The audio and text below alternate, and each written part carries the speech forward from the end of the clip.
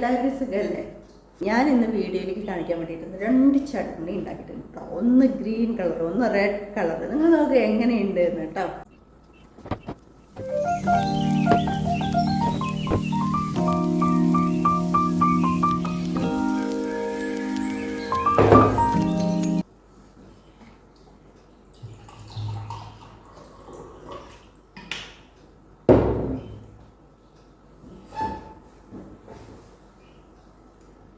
അപ്പം ഇന്ന് ഞാൻ ഇഡ്ഡലി ഉണ്ടാക്കി. എനിക്ക് ഇഡ്ഡലി ഭയങ്കര ഇഷ്ടമാണ് കേട്ടോ.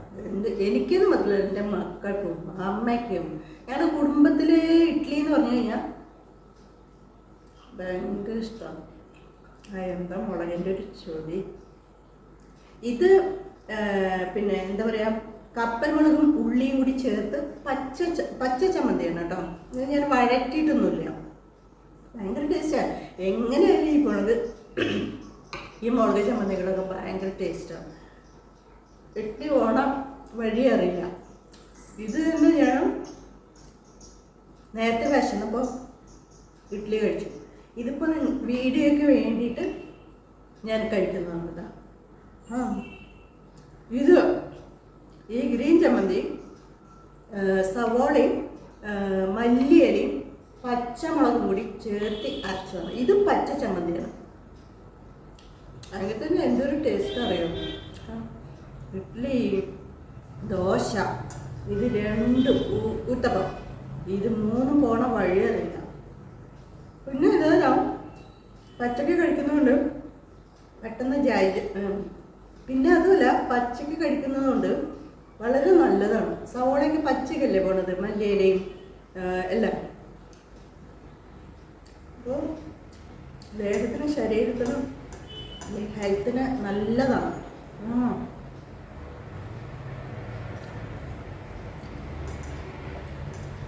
തരുന്ന കഴിക്കണം.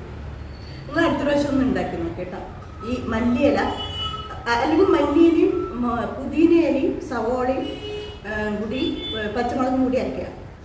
ഒന്നല്ലെങ്കിൽ മല്ലിയിലയും പുതിനയിലയും പച്ചമുളകും സവോളയും കൂടി ഉപ്പ് ചേർത്ത് അരയ്ക്കുക. അല്ലെങ്കിൽ മല്ലിയില മാത്രമായിട്ടും അരയ്ക്കുക, അല്ലെങ്കിൽ പുതിനയില മാത്രമായിട്ടും അരയ്ക്കുക. എല്ലാം ഓരോരോ ടേസ്റ്റാണ് കേട്ടോ. നിങ്ങൾക്ക് ഇഷ്ടം പോലെ ചെയ്യാം. അതല്ല, ഇവിടെ മസ്റ്റാണ്. ഇഡ്ഡലി ആണെങ്കിലും ദോശ ആണെങ്കിലും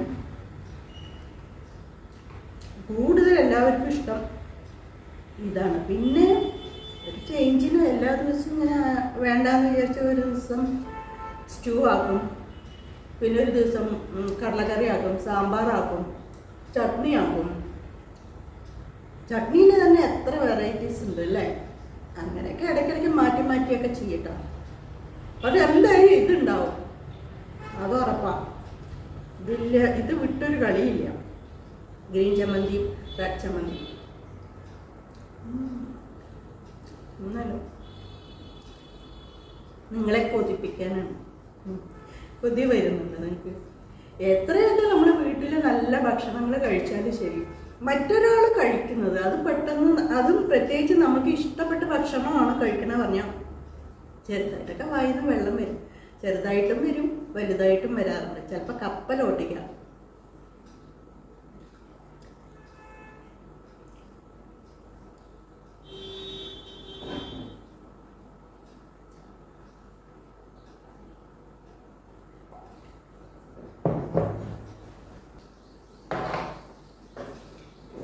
അപ്പം ഞാൻ മുളക് ചമ്മന്തിയൊക്കെ ഞാൻ വീഡിയോ എടുക്കുന്നതിൻ്റെ ഇടയിൽ ശ്രദ്ധിക്കാതെ കുറച്ച് കൂടുതൽ ചമ്മന്തിയൊക്കെ ഇട്ടു. അപ്പം ഞാൻ വിചാരിച്ചു വെറുതെ ചമ്മന്തി എന്തിനാ കളയണം, ഇനിയിപ്പോൾ ഇത് അതിനൊന്നും ആക്കാൻ പറ്റില്ലല്ലോ, കളയണ്ടേ.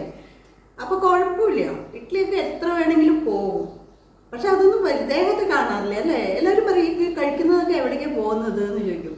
സാധാരണ എല്ലാവരും 2 ഇഡ്ഡലിയൊക്കെ കഴിക്കുള്ളൂ. ഞാൻ എൻ്റെ മക്കളൊക്കെ നല്ലോണം ഇഡ്ഡലി കഴിക്കട്ടോ. പക്ഷേ ബ്രേക്ക്ഫാസ്റ്റാണ്, ടിഫിനാണ് ഞങ്ങൾ കൂടുതൽ കഴിക്കാറുള്ളത്. ചോറൊക്കെ വളരെ കുറച്ചേ കഴിക്കാറുള്ളൂ. ടിഫിൻ്റെ കാര്യത്തിൽ നോ കോംപ്രമൈസ്, അടിച്ചു വിട്ടു.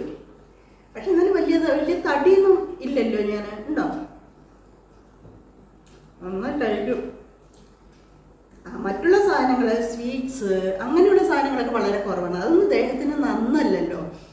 എനിക്കാണെങ്കിൽ ബേക്കറി സാധനങ്ങളൊക്കെ കഴിച്ചു പറഞ്ഞാലുണ്ടല്ലോ വയറ്റിന് എന്തോ ഒരു അസ്വസ്ഥതയാണ് സത്യം കേട്ടോ. എനിക്ക് ഭയങ്കര ബുദ്ധിമുട്ടാണ്. അത് കാരണം ഞാൻ ബേക്കറി സാധനങ്ങളൊന്നും അങ്ങനെയൊന്നും വാങ്ങാറില്ല. വല്ലപ്പോഴും കഴിക്കണം എന്ന് തോന്നിയാൽ കുട്ടികൾക്കും അതെ കഴിക്കണം എന്ന് തോന്നി കഴിഞ്ഞാൽ ഒക്കെ ഒരു 6 പീസ് ലഡ്ഡു, ഒരു 6 പീസ് മൈസൂർ പാവ്, ഒരു 6 പീസ് അങ്ങനെയൊക്കെ വാങ്ങുള്ളൂ. വാങ്ങിക്കഴിഞ്ഞാൽ അത് 2 ദിവസം കൊണ്ട് തീർക്കും ചെയ്യും. അതാണ് എൻ്റെ സ്വഭാവം.